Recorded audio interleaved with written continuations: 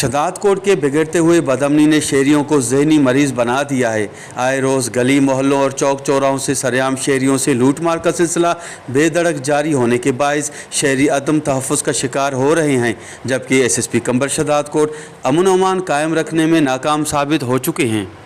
अमन अमान की सूरत हाल इन वक्त तमाम बिगड़ल है। आए रोज़ जो आहे सो मोबाइल छीनण, मोटरसाइकिल छीनण जो वारदातूं मामूल बणिजी वियूं आहिनि ऐं माण्हू जेके पंहिंजी ज़ाती दुश्मनियूं पाड़ण जे लाइ थाणनि जो बि जेको आहे सो एतिराम न कनि था ऐं थाणनि जे भरिसां बि जेको आहे सो क़त्ल ऐं गारत जो सिलसिलो जारी आहे।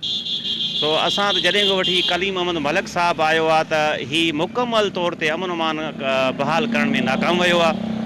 सो असां IG सिंध ऐं DIG जो मुतालबो कयूं था त हिन जॻह ते को अहिड़ो ऑफिसर आणनि जेके इन ॾोहारनि खे जेको आहे बुझो ॾेई सघे ऐं असांजी शहर जो अमन अमाल बहाल कराए।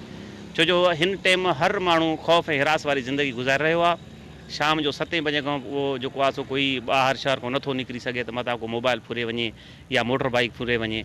सो मां वज़ीर आला सिंध ऐं IG सिंध खां इहो मुतालबो कयां थो त साईं कलीम अहमद मलिक साहब जी जगह ते को बेहतर जो आहे सो ऑफिसर आणनि त जीअं असां सुकून जो साह खणी सघूं। जबकि दूसरी जानिब वश न्यूज़ से बात करते हुए एक शहरी ने शहर के बिगड़ते सूरत हाल के हवाले से मजीद बात करते हुए कहा कि मौजूदा SSP ज़िला कंबर शदाद कोट की तारीख के एक नाकाम SSP साबित हुए हैं, क्योंकि उनके दौर में शरंगेज़ों, लुटेरों और डाकुओं को खुली छूट मिलने के बायस शहरी अदम तहफ़्फ़ुज़ का शिकार हैं।